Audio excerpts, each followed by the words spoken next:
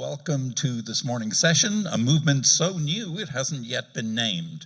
Steve DeAngelo is a globally recognized cannabis thought leader and speaker who is dubbed the father of legal cannabis industry by Mayor of San Francisco and Speaker of the California Assembly, Willie Brown. As a lifelong activist, author, educator, and entrepreneur, Steve has spent almost 5 decades on the front lines of the cannabis freedom movement. Most recently, in 2019, Steve was founder of the Last Prisoner Project, which has grown into one of the most successful organizations in the movement, winning the release of several prisoners serving life sentences. Steve is the author of the Cannabis Manifesto and originator of the wellness theory of understanding cannabis. His mission is to bring the cannabis plant and cannabis freedom to every nation and every person on the planet. At the age of 13, John Lewis found himself at 315 pounds, but through hard work and dedication, he lost weight and excelled in football and basketball. He continued his streak of athletic excellence throughout his high school and college years with a full-ride scholarship to Harris Stowe State College. Graduating with a bachelor's degree in marketing, he later went on to pursue his MBA from Nova Southeastern University in Fort Lauderdale, Florida. John's education in business, coupled with his love for health and fitness, gave him the ability to start his venture, Badass Vegan, a health and nutrition company that strives to educate individuals on plant-based nutrition. John's love for his community brought forth the brainchild of Vegan Smart, a plant-based protein shake company with a foundation whose mission is to prevent obesity through education, physical activity, and plant-based nutrition. Please welcome both of these fine gentlemen to the stage.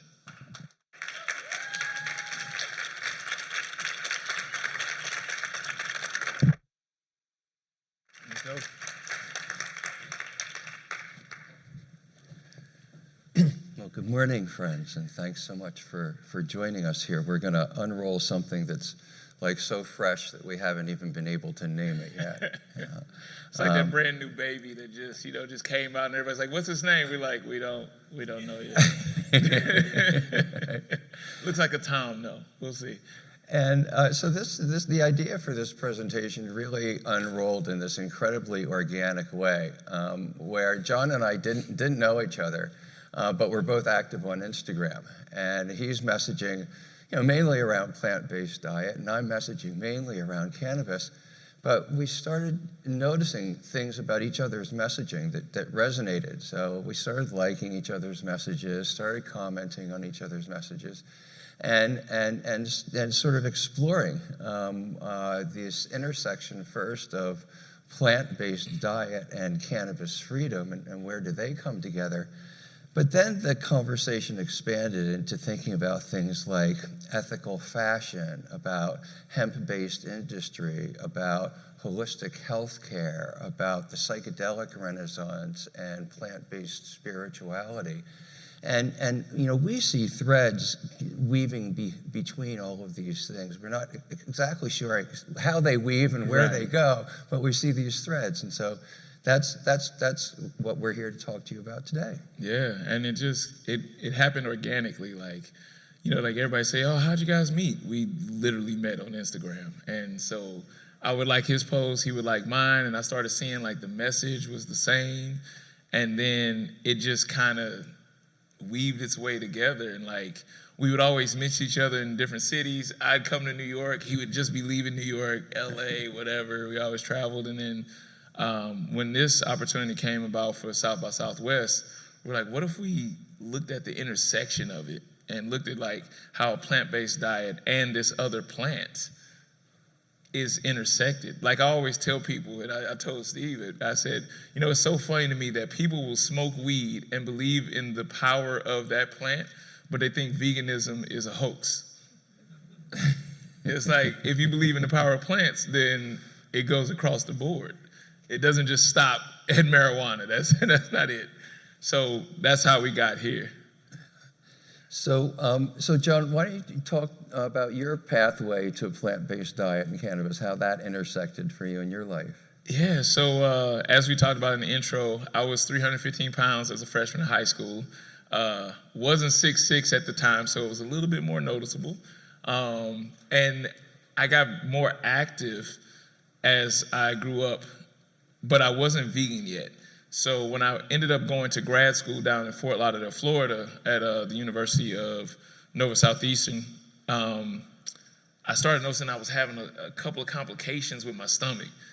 And coming from Ferguson, Missouri, where I was raised, going to South Florida, I wasn't ready for all of the different cultures of food.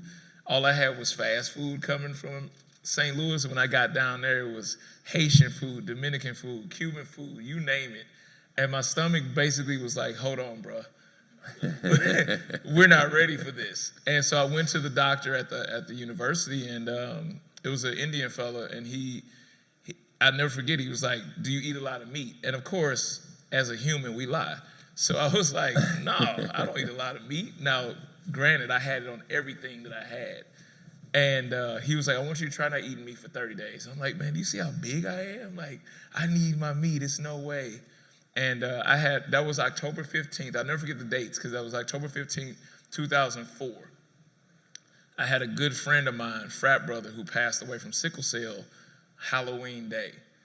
And that day, I was like, you know what, as an ode to him, to myself, I'm gonna do this whole vegetarian thing. And when I tell you, I was actually upset it worked, because I was the biggest Philly cheesesteak fan in the world. And in 2 weeks, when I tell you all the gut issues gone, and I wasn't even vegan yet, but I started noticing that they had just disappeared. And fast forward a year later, I was in my grad school program. I was in the last week of getting my master's, and my phone kept blowing up. And it was my brother calling me to tell me that my mom was sick.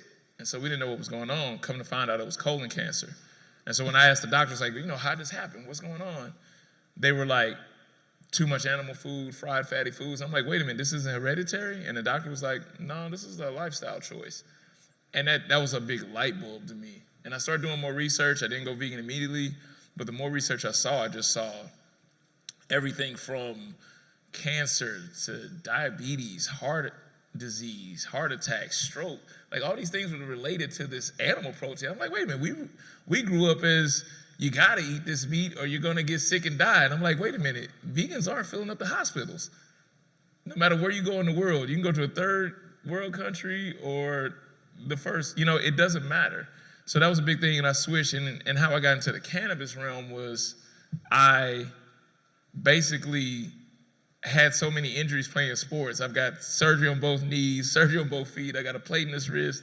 I crushed my skull inside of my mouth on an accident and had to get like 85 stitches. So I have pain that I deal with all the time. And like I told you, like, playing college sports and semi-pro sports, we're always threatened with hey, they're gonna test you for drugs. And they never tested me once. And then I got into it, and it just changed my life once again. So how did your path lead down this way for you? So my path was a lot longer than John's path, right? You only got like a couple years on me though, so it's not like. So I am, to be totally honest, still striving towards a completely plant-based diet. There's a little bit of Parmesan cheese that slips in there from time to time, but less and less all of the time. And there were a couple of really significant moments for me in my journey towards a plant-based diet. One of them I'll talk about a little bit later in the presentation. But I think where the intersection for cannabis and plant-based diet really came for me first was in talking about 1986, 1987, which was kind of the darkest days of the cannabis freedom movement. We had gone from Jimmy Carter and talking about national decriminalization to mandatory minimums and pre-employment and employment urinalysis, and by then we were seeing mass incarceration starting to rear its head, and this crazy wild man showed up in Washington, D.C., my hometown, from the West Coast, named Jack Herer. And Jack had just written this book called The Emperor Wears No Clothes. And it was the first book that told my generation about all of the, up until then, unknown uses of cannabis. Yeah. And one of the things that Jack taught us was about the protein content of hemp. Yep. So hemp seeds contain a larger amount of protein than any kind of meat.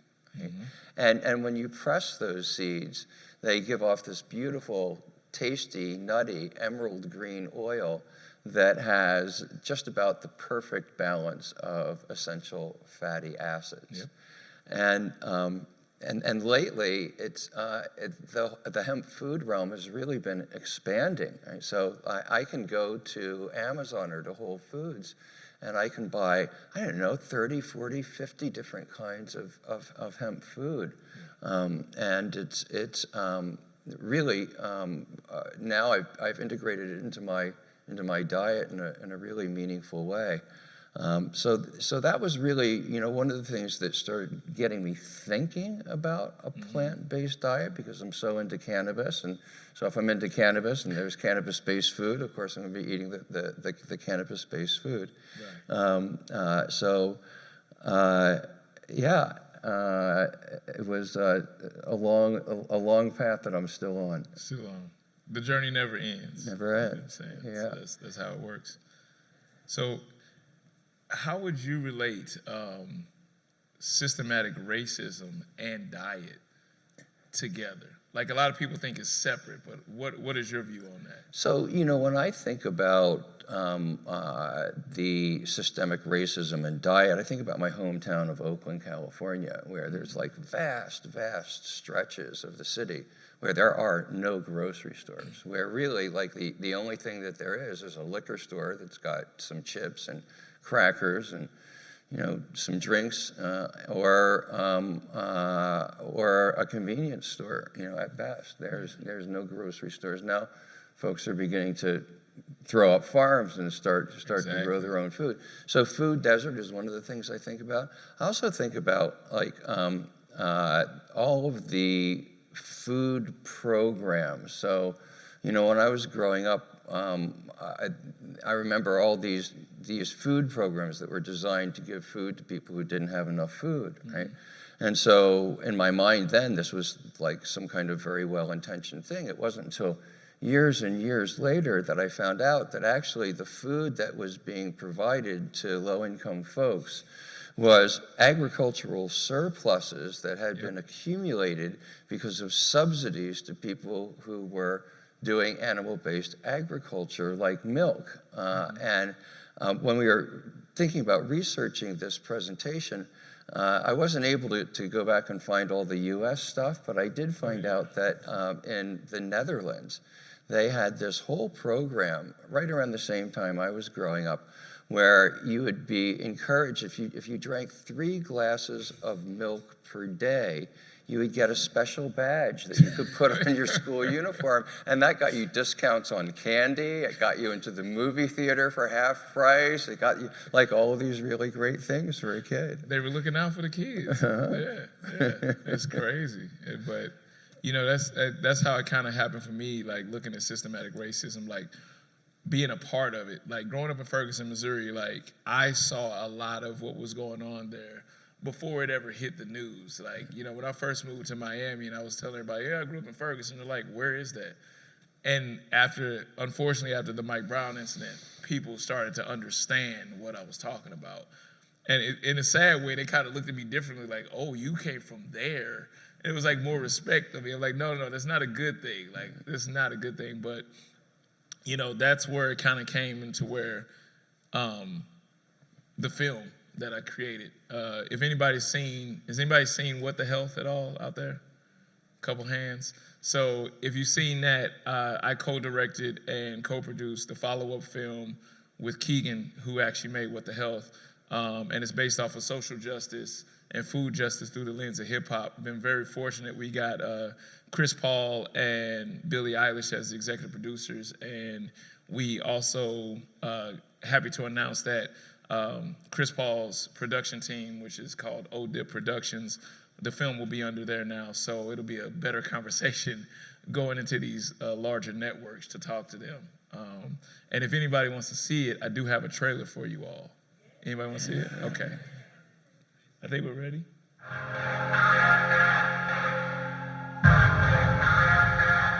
So this is the neighborhood I grew up in, right in Ferguson. A friend of mine was actually shot in his driveway, right there. You put drugs in the communities, put guns in the communities, put disease in the communities, put food in the communities. All these things are designed to shorten your life expectancy. It's by design. It is not accidental that this is what's in the hood and this is what's over there. There's actually an active hand in making sure that we living like this. It's all about control, money, and survival to them. Your death is not an expense to them, it's an expense to you. They're trying to make money from us, even if it's at the expense of killing us. We just die slow. Your family just watches you die. The alcohol industry, fast food industries, tobacco industries target communities of color. Your health is not their main priority. They're trying to keep you sick. We are in a state of emergency when it comes to our health. Keeping people sick is very lucrative. Now you want pills. Now you want dialysis. Now you want medicine. You going to the hospital on a regular to see your doctor. Everybody's getting paid except you. Big pharma and pharmaceutical companies are making billions of dollars off of all of us. As long as they can make that dollar, they don't care if you live or die. There's something about being here that's making black people sick. Everybody's getting paid except you. You hurt me. There are more dangerous and harmful chemicals in products made for women of color. It absolutely is a crisis. They don't make a dime if you're healthy. It's kind of like the dope game.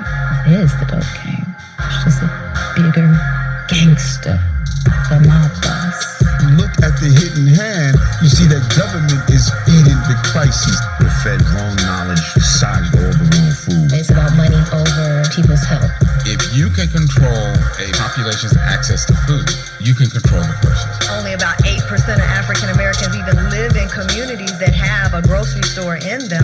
Because the deep root problem is the food. Because poor diets kill more brothers than pistols. You know, we fighting for our lives. It's like Michael Vick's pit bulls. As black men, we're dying off so quickly in so many ways. It's here, pocketed in our communities. They don't want a healthy population. That is injustice, plain and simple. The powers that be that are making that money at the top, they trying to kill us.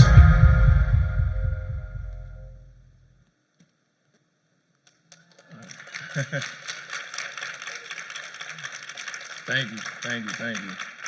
So that's been a 5-year project. We're still working on getting it to the larger distribution right now. I've had people like, well, why don't you give it away for free? And we're like, well, you know, we actually, we had to borrow $1 million to make the film, so I gotta pay those people back. I would love to just give it out for free. If anybody wants to just give us $1 million to give to them, it'll be out there. But you know, we talk to large networks. I won't say any networks because we might go back to them, but it's such a controversial film. Like, I'm on the Zoom call with a director of not even director, the president of a network, a large network, and they're going through this whole spiel of like, this film is so important, and we have an initiative. We want to help heal the black community, and we want to bring this film on, but one thing, we got to cut out 30 minutes of the film. Me and my co-director like look at each other through the Zoom window like, why would they cut out 30 minutes if they really love the film? And they go, yeah, because your film goes directly after our main advertisers. So I'm like, wait a minute, you just said you want to heal the community, and this is integral as a part of that. And so that's what you're dealing with when you like try to give out the truth, and it's just a delayed process. Like, I'm still working on it. Don't worry, it's coming. But if you all know anybody, let me know. Yeah, you know, when I look at that trailer, what really strikes me is just, again, all the intersectionality, right? Where we're talking about diet, we're talking about food deserts, we're talking about healthcare, we're talking about pharmaceuticals, the way that all of these things are linking together into an ecosystem. Yeah. And you know, systemic racism is something that I really came to get a more granular understanding of through my work with cannabis, right? And taking a look at the disparate enforcement rates against white people and black people. In fact, black people are 4 times more likely to be arrested in the first place on cannabis charges. Once arrested, are more likely to be convicted. Once convicted, are punished more severely. Once imprisoned, are more likely to serve longer sentences, and once released, are more likely to be returned to prison. And so in my work, through the Last Prisoner Project, through a variety of different cannabis freedom movements, you came to see this systemic interlocking, which it really has helped me recognize that all that intersectionality in your film.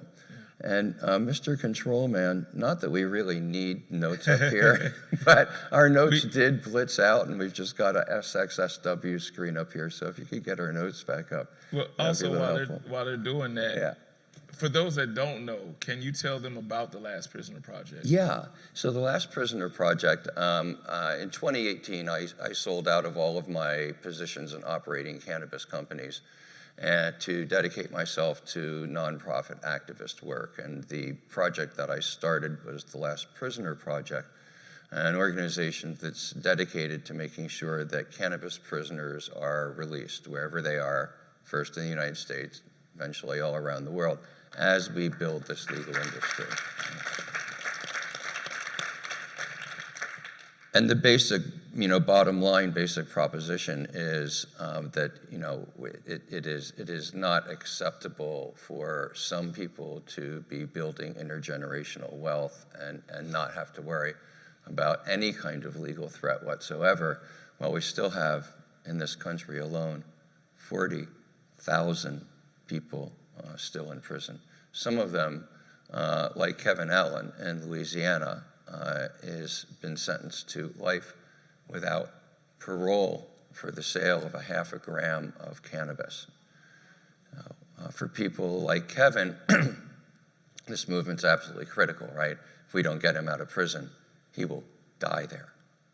He'll die there. 0.5 gram. Like, just imagine that. Like, think about that. Like, it's people that murder people and get out. So it's very interesting, and I think it's critical that everybody watching this, or everybody in the crowd, like, there's different ways you can help with the movement, as far as like, I know Jocko was telling me about, like, you can write letters to the prisoners and just, tell them, keep their head up, stuff like that. Like, you can imagine when you're in a place like that, how just the smallest bit of affection and love can go a long way for them. We make it real easy. If you go to lastprisonerproject.org and go to the Take Action part of the menu, there's a whole variety of ways that you can take action. Most of them don't involve pulling any money out of your wallet at all. So please do if you can. And, again, this intersectionality comes up. 3 years ago, when I came here, we had just started the Last Prisoner Project. Today, I don't know, they may even be here in this crowd, there are released prisoners that the Last Prisoner Project helped release who are here at this event engaging with folks. Mm-hmm. And when you talk to them about the torture that they endured, the cruelty that they endured, one of the things that they bring up right away and over and over and over again is what they are fed, what they are forced to consume. I don't even want to call it food, because it's really not food.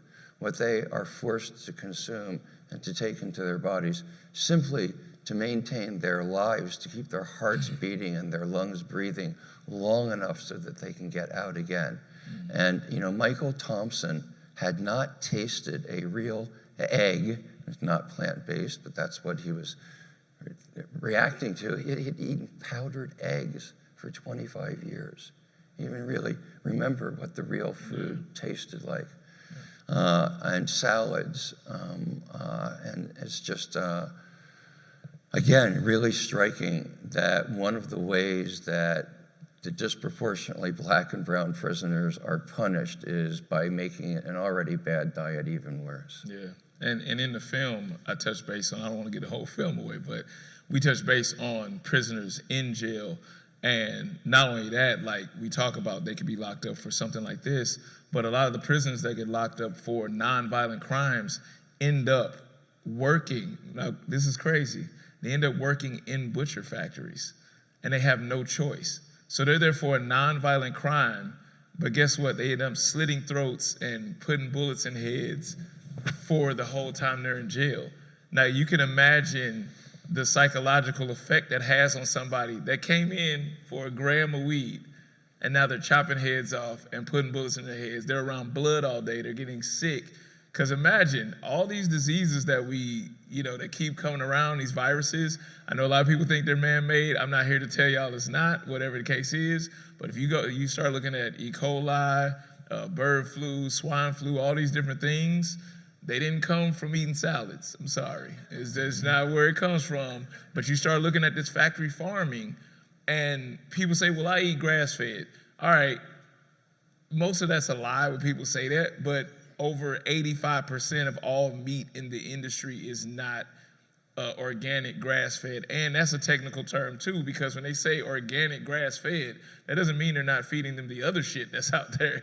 They're just giving them a little grass along with it. You know what I'm saying? And I always say this, in full circle, intersectional, when you look at it, cancer doesn't care if the meat you ate was grass-fed. There's nobody, when you go in there, they're like, you know what? I was gonna tell you had cancer, but you ate grass-fed. You're good. Don't worry about it. Just don't worry about it. And it's all related. And so, not saying that a vegan diet is 100% fail-proof plan, but if I tell you got a 70% chance of basically being healthier, people still look at you like you're crazy. Now, if I tell you got a 70% chance of listening to everything I say and everything that Steve says, and you're gonna get $1 million, everybody go do it. But for some reason, our health is just overlooked.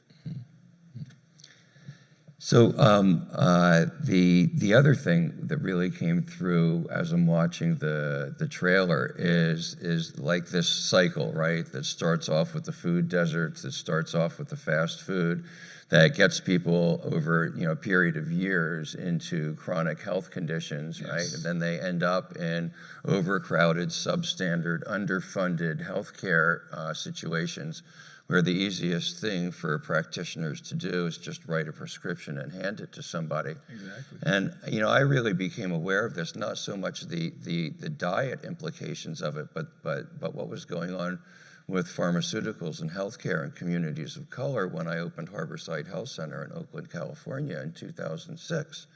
And really started engaging with patients who were coming out of communities of color and finding that they had just been tanked up with unbelievable numbers of prescriptions. People would come up with 6, 7 different prescriptions. Maybe they'd just gotten surgery or they'd be headed into surgery. They'd never experienced any type of holistic healing because they were on some type of government program for their health care. And they would come into Harborside and we would start them out with a little bit of cannabis. Sometimes the only thing we could get them to try would be a topical. And in the beginning, a lot of these were older folks who had never engaged with cannabis before.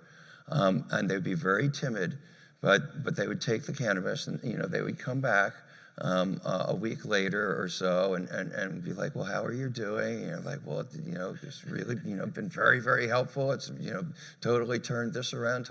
Well, would you like to, go check out our yoga classes? Would you like to check out our nutritional counseling, all of which was free at Harborside for anybody?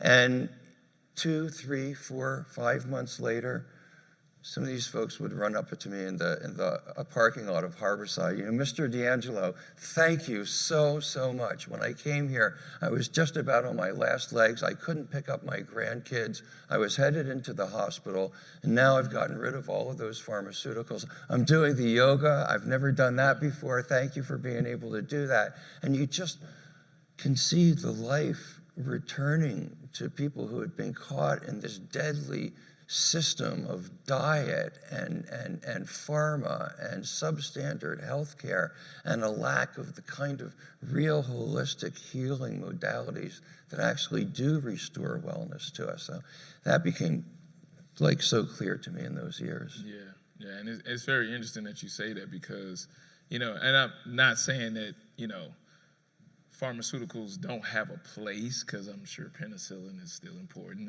and stuff like that, but it's not for everything. Like, you know, I had a cousin, well, I still have a cousin, but he was on high cholesterol medicine. And he called me up one day and he's like, Cuzzo, we call each other Cuzzo, sorry, that was an inside name, but he's like, Cuzzo, they put me on this cholesterol medication. And I'm like, oh, okay. And I'm like, all right, well, did he, you know, something just told me, like, ask him questions. I was like, did he tell you why? He's like, well, I got high cholesterol. I was like, no, genius. Like, how did you get it? Did he explain to you how did you get it? He's like, no. I'm like, well, do you know how you get high cholesterol? He's like, too many carbs or something? I'm like, he's gonna see this and he's gonna be mad, but I'm putting him out there. And I'm like, no, man, like high cholesterol comes from ingesting too much cholesterol. I was like, you know, if you stop ingesting the cholesterol, Big Bang Theory here, like maybe you might be able to stop it. He was like, are you sure? And I'm like, I'm not a doctor and I'm not gonna say that this is 100%, but I'm pretty sure if you do that. So long story short, he did that. And 30 days, I told him, when you go back for your checkup, don't tell him that you stopped eating meat. Like, don't tell him that, just let him think. And he goes, the doctor was like, man, this medication must be working, man. You are doing amazing. And I was like, don't tell him anything. Just let him believe that you're good, you know? But that goes along with another thing we touched in the movie. A lot of people don't realize this, is that it is intersectional on the other side, because if you really look at it, you have the insurance companies that charge you a higher premium when you get sick, right? And usually you get sick from probably eating a lot of fast food, things like that. Well, when we did our research, we found out that these insurance companies have over $1.9 billion invested into the fast food industry. So now when you get sick from eating the fast food, they charge you a higher premium, but they're getting paid off of you eating the fast food too. So we don't think about that. And people are like, well, what do you expect me to do? I'm like, I expect you to live. Just think about it. Just think about what you're doing. If you're supporting the person that's trying to make you sick, you can't get mad at them at the end of the day. And so that's kind of what the film was about. Like, I want people to understand, yeah, you got choices. Yeah, you got alternatives. But at the end of the day, you can't blame somebody when you handed them the weapon to hurt you. Mm-hmm. So that's what it's more about. But I think we're getting into that, and that's why we have to bring it back to healing ourselves. Yes, the government messed up. Yes, these companies messed up, but we can't expect the same people that hurt us to actually heal us. It'll never happen. I don't care what kind of relationship it is. And so that's why we have like people that grow vegetables in the hood, and you have the shamans of the hood. You have all this stuff. People in your neighborhood are doing good things, and we have to support those people as well. And I know you work a lot with these people also. Yeah, you know, there's this kind of perception very frequently that the vegan movement is this sort of white upper class kind of privileged movement, and in fact, that's not true. You know, much like the cannabis freedom movement, even the psychedelic renaissance that's going on now, communities of color are really embracing the possibility of some self-healing that are going on. And jumping ahead just a little bit, I had a remarkable conversation with a young man. I'm not going to mention his name for obvious reasons. Young, he's in his early 30s, a musician from the capital of a southern state. And he told me the story about he grew up in an impacted neighborhood, family that had addiction and mental health issues, started feeling himself having to deal with much of the same kinds of issues, looked around at the health care that his family was getting, looked at the pharmaceuticals that they were being fed, looked at nothing good coming out of that, and heard about mushrooms and the mental health benefits of psilocybin, went online, started educating himself, got a mushroom kit, started growing the mushrooms, found out that for him to get a effective mental health dose, he had to take so much of a raw mushroom that it gave him visuals that were distracting to him. So he goes in, he starts educating himself about the chemistry of mushrooms, does some experiments, and makes himself a tincture and an extract that will give him the mental health benefits without the visuals, right? And this is all right in the hood. Yeah, and I think it's important that and I'm sure people in the crowd can understand this because you're probably here for a reason, but I think the biggest misconception out there is that everybody wants to get high off their ass when they take cannabis. That's not always the case. Now, there might be a Saturday night when you're at home, the kids are gone, you know, whatever, do your thing. But I know for the most part, like I know me with pain management, you know, like I said, the 2 knee surgeries, I probably had, because of sports, I probably had like 6 surgeries, you know, like, and, you know, now that I'm 45, I feel some of those like injuries from time to time. Like, they're not debilitating, but I feel them from time to time, you know, and I'm sure the vegan lifestyle has helped me deal with it, but the cannabis side has definitely helped me deal with the pain management a lot. Yeah, there's so many intersections, right? The way that this tapestry is weaving itself together. So let's think about sustainability a little bit, right? Because that also weaves into this whole picture that we're talking about. And maybe you could break down for us how a plant-based diet can help tame global warming. You know, a lot of people don't even realize that when they're always talking about protect the Amazon rainforest, there's people who post up right now, protect the Amazon rainforest, but they're eating beef. Not realizing that all of these Amazon rainforests have been cleared out to make room for the animal agriculture industry. Even other farmland, it doesn't even always have to be an Amazon rainforest. And then the methane gas that comes from these factories, we have to understand that. You know, the sustainability part about it, not only does it affect the humans, but let's look at the ecosystem.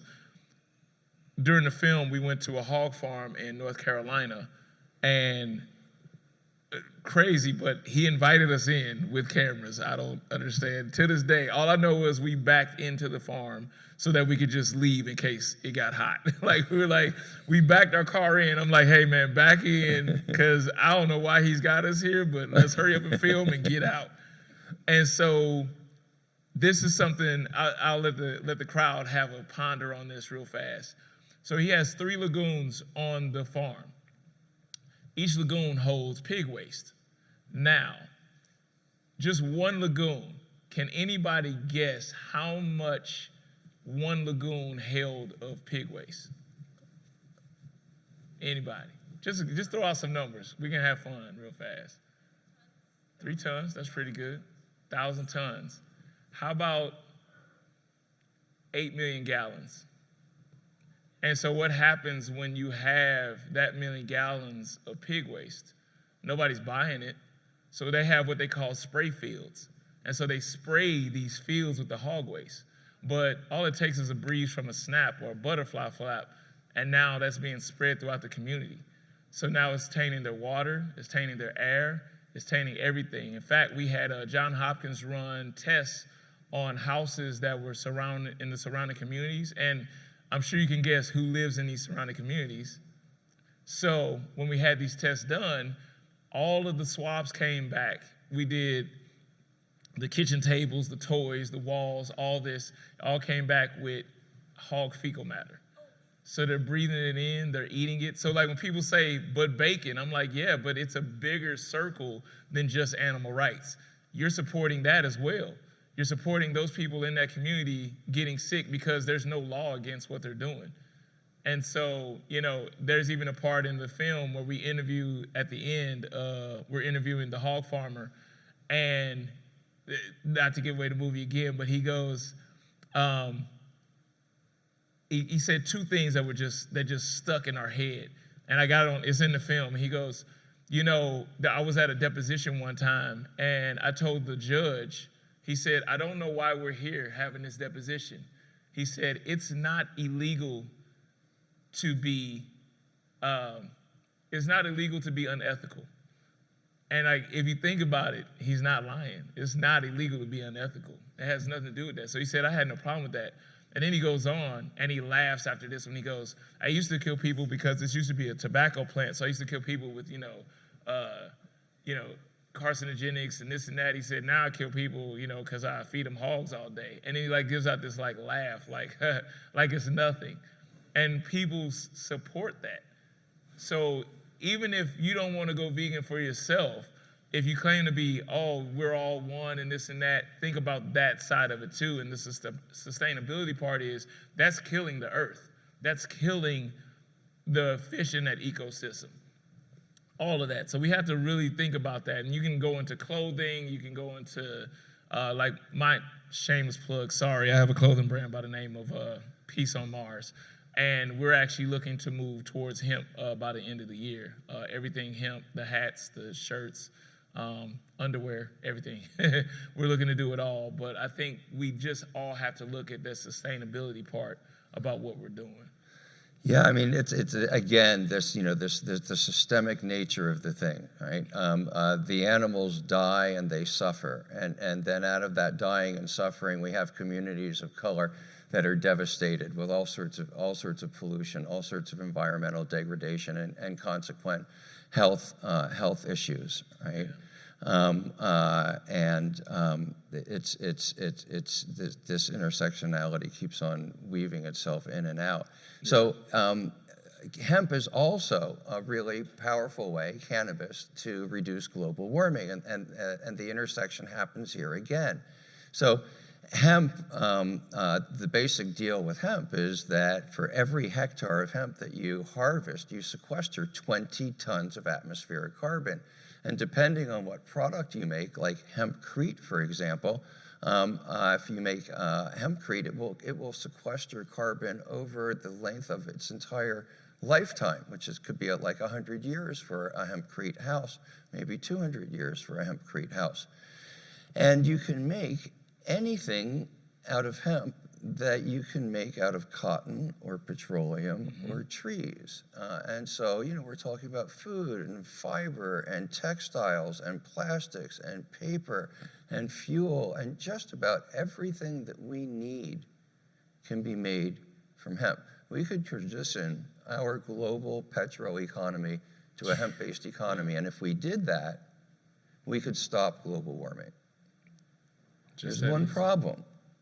Right? One problem. Right now, there's not enough land available on planet Earth to plant that much hemp because of the amount of land that's being used for animal-based agriculture, right? Yeah. So, you know, the way that I break that down is if you want to smoke weed, you got to eat plants. There you go.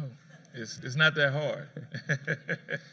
So now, you know, before, some time ago, several months ago, before I had an opportunity to think through all of these different intersections, I made up a little film about what a world that fully embraced hemp would look like, and we're going to take a look at that one now. Let's do it. A future that fully embraces hemp is a world where almost every aspect of our lives changes, where hemp textiles have replaced synthetic fibers and cotton, where the amount of productive agricultural land is getting larger instead of smaller, where food insecurity and diseases caused by animal protein are things of the past, where our energy comes from clean, carbon-neutral hemp biodiesel or hemp-powered electrical plants, or from solar energy collected with the help of hemp graphene. It's a world where agriculture is cleaning the soil and the air instead of poisoning it, where climate change is slowing instead of speeding up, where these massive accumulations of plastic in our oceans are disappearing instead of growing. It's a world that will make a long overdue epochal change in human thought and behavior, from the dying gasps of a primitive extractive petrochemical economy to a new life-affirming economy that works thoughtfully with Mother Nature instead of trying to dominate her. This is one of our possible futures. The apocalypse is not inevitable, not unless we let it become so. The skies do not have to turn red. The storms do not have to worsen, and the plagues do not have to consume us. Despite all of the destruction that's been done to our planet, and to our bodies and our souls, the bright and beautiful future is still possible. And hemp is one of the best ways to get us there. The decision is in our hands. Let's make sure that all of us, all of the generations alive today, meet this test of history and perform our most sacred duty, to leave an inhabitable planet to our descendants and to all of Mother Earth's children. So there has never been a time when the adoption of hemp as a raw material has been more urgent. I promise you that if you take me up on it, if you join this mission, that one day you will look at your acts of service as the most precious reward you've ever received in your life.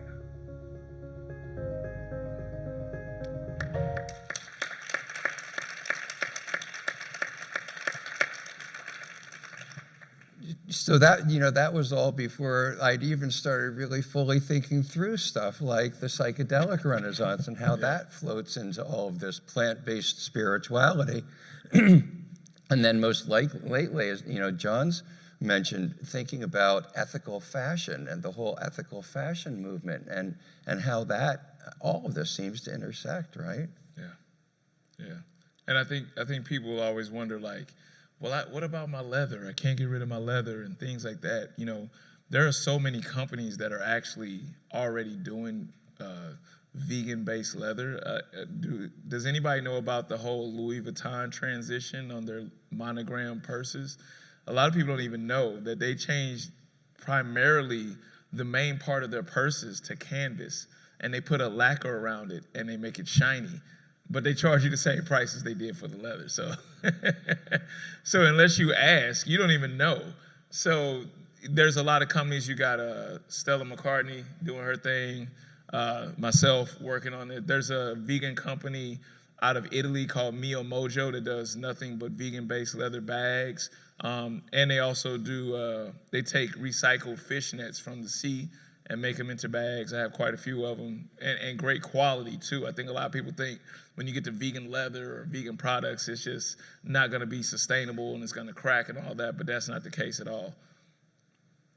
So we've got a few questions coming up, but before we get to your questions, really just sort of want to paint this picture, right? It seems like we're headed into this plant-based world where there's a shift in what we're thinking about, where, at least the world that I was brought up in, meat and eating meat, carnism, what we call carnism now, was normal. Drinking alcohol was the normal default thing. That was what you did. Weed was dangerous and unhealthy, right? Pharmaceuticals were, well, that was medicine. That was really the only medicine that existed then. And nobody ever thought twice about filling up their car with gasoline or the exhaust that was coming. That was the world, the normal world that I grew up in. And now, like, we may be headed into this other world, right? People are way more conscious these days. Just like you said, like, a lot of people forget that doctors used to prescribe cigarettes for weight loss. How's that working? Like right now, today, like, you know what I'm saying? The different effects. And I think sometimes people get so stuck in tradition and norms that they forget what's actually right.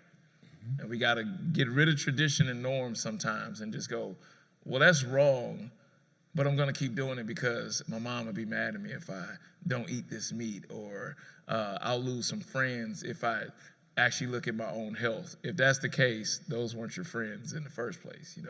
Sometimes we have to look at the bigger picture. Change can be demanding and sometimes it can be uncomfortable. But the really good news that we've discovered as we've been talking about this, right, is that just imagine that with some simple personal choices that we make, right, that if we all decided, all of us who care about cannabis, consume cannabis, care about animals, if all of us decided to adopt a plant-based diet tomorrow, right? If all of us, when we went to the grocery store, if we went to the clothing store, if we went to the gas pump, if we chose hemp-based or plant-based alternatives instead of the petro alternatives, right? If we just did those two things, eating plants and using hemp, theoretically, stopping global warming is something within our reach. We don't need an investor. We don't need a government. We don't need a plan. We don't need anybody to approve it. We just need to be the change that we want to see. And we don't even have to make an announcement. You don't have to tell anybody you're doing it. If you feel embarrassed, you don't have to make a Facebook post, an Instagram post. You just start doing what you know is right. Yeah. So we'll get to a few of your questions now, and if we get through all of that, then maybe we'll talk about what we're going to call this new movement. We don't even know what it is yet. What can we do to make a difference? I think, just understanding that everybody is powerful and the biggest vote that you have is your actual dollar. What you spend money on, they keep track of all of that. Back in the day, they used to be kind of sneaky with it. Like sometimes you go in a store and they'll say, excuse me, what's your zip code real fast? That's because they're trying to track where the money's coming from that comes to each store. That's how they build new stores. That's how they get the inventory. They're like, okay, this zip code spent this money on these type of products. They keep track of all of it. So your money is your vote. That's how you can make a big difference. You don't have to go buy the most expensive things, but if you understand what you're supporting, you kind of vary in what you start buying. That's the beauty of this, right? It's something that's very, very within reach that we can do. It won't solve everything, but we can make significant differences now. I was just amazed, again, when I was doing research for this, and I went to Amazon and I typed in hemp, and I just came up with this, all sorts of results. So that's one way to do it. So I want to jump down to this question here, John. I went plant-based for my mental health because I noticed a correlation between depression, anxiety, and eating animal products. Have you heard of any studies on this? Yeah, actually we touched base in the documentary. We actually found studies that said, this is how crazy this is. People that eat meat have the same cortisol levels of a person that just lost a spouse. So imagine the amount of depression that you're walking around with when you eat this. Now, scientifically, that makes sense. You probably heard sayings like, well, you're eating death, you're eating their fear. People don't realize that. Like, let's say this whole room here, we're all cows. I know it's kind of hard to believe, but we're all cows right now. If one of us walks out that door right now, we hear a gunshot, do you think we want to go out that door after that? So imagine, people forget about the intelligence of these animals. If my friend gets shot out that door, shit, do I really want to go out that door? And I know I'm next, and this whole room knows that they're next. So their cortisol level is raised so high that by the time you get that meat, you're eating that, you're ingesting that. So, if you take it scientifically, yes, you're ingesting that cortisol. So of course, if you stop eating that, you're going to see that your mental health is going to get better. That actually is science. That's not feeling, that's not emotion, that's science.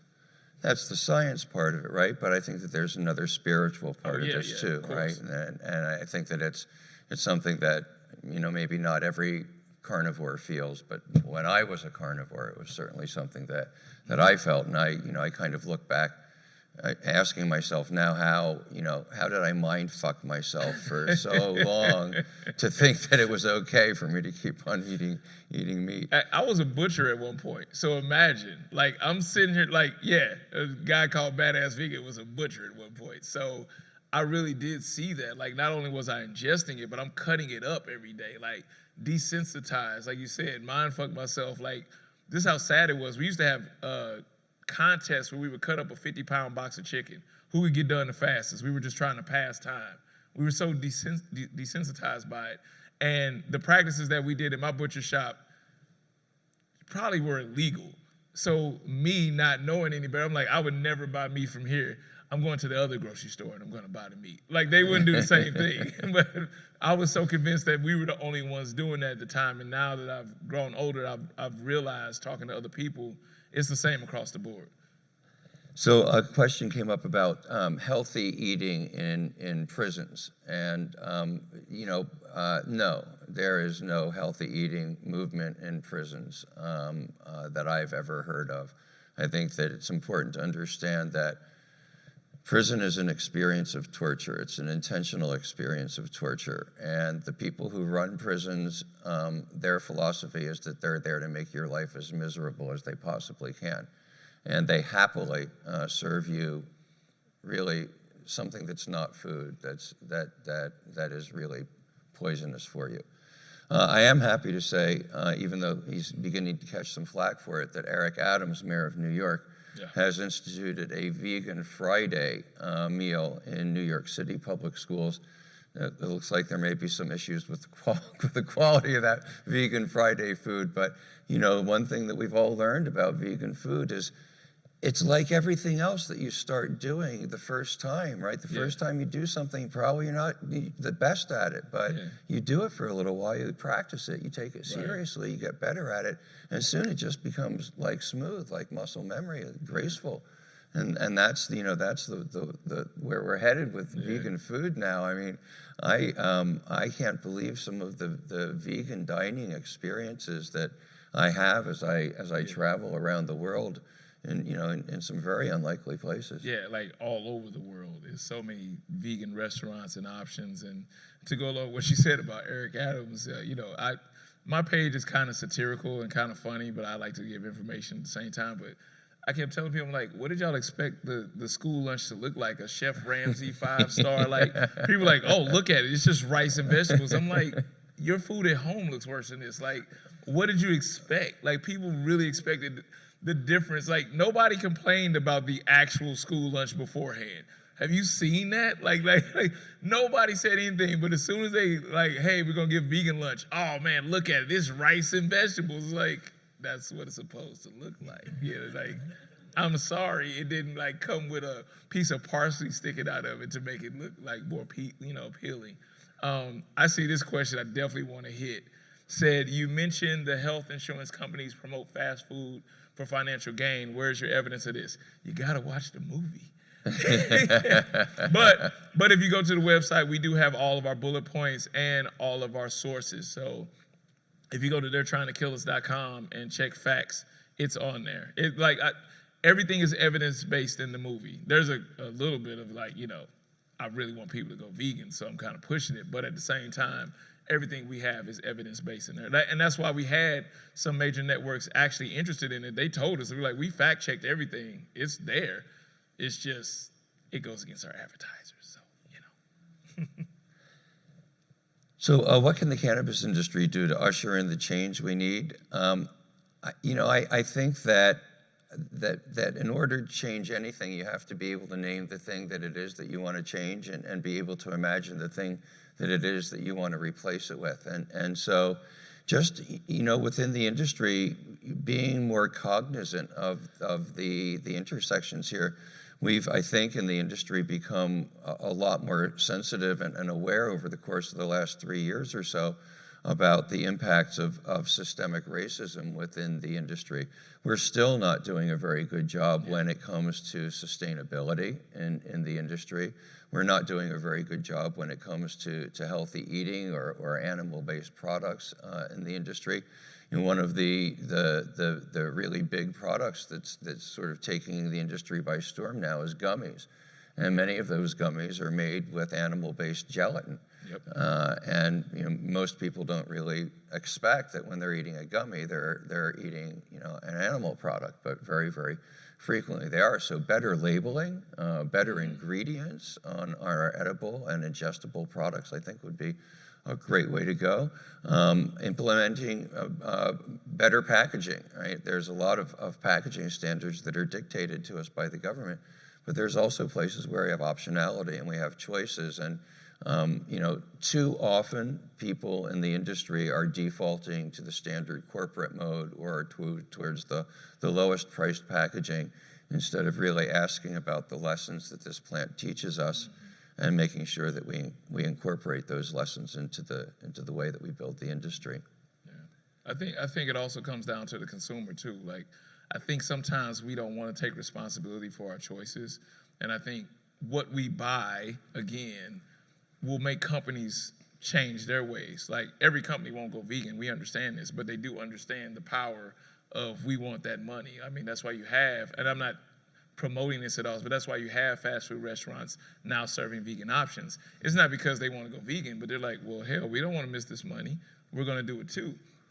So you have to be more vocal with your dollar, what you're doing. We talked about this earlier, like, it even comes down to like when people will say, oh, I don't consume, I don't use makeup that's animal tested, I won't get a product that's animal tested, but then they'll still drink milk and dairy and eat meat. It's like, you can't have the disconnect. You have to understand that it's all connected. So whether you don't care about animal rights, but you care about human rights, that's a reason to go vegan. If you care about the Last Prisoner Project, but you really don't want to go and give up all the meat, that's a reason to go vegan. There's so many different reasons. It doesn't have, and it can be just your own health, whatever it is. There's so many reasons to incorporate it, and there's really not any reason not to do it except for bacon. Like, that's what people always say. Just like the system is built of these interlocking parts that form an ecosystem, right? So too, this kind of new movement that we're building needs to pull in all of these various different interlocking pieces and unlock them and unlock ourselves. So we've been thinking about what to call this thing, and the closest that I came to an answer was veganism, because really, like, we're talking about, a plant-based world and moving towards a plant-based world. But then I'm like, all right, well, how are the traditional vegans going to feel about being rolled in with cannabis freedom and the psychedelic renaissance? And what do you think, John? They're already there. Like I told you, I think the actual word for this is revolution, but with an emphasis on the evolution part. It's a revolution, but I think for some reason humans think that this form that we're in is the ultimate form. And I believe that we have so many more levels to go to. A lot of people say, our brains developed by eating animal fat. It's like, well, what if, let's just theory, what if eating that animal fat actually deterred us from getting to our ultimate form? We've seen the power of eating plant-based and what it does, from curing cancer, from curing diabetes, from curing heart disease, stroke. What if we actually fucked up and we went the wrong way, and now we're just now coming back to where we need to be? So it's revolution with an emphasis on evolution. That's what I feel. Re-evolution. There you go.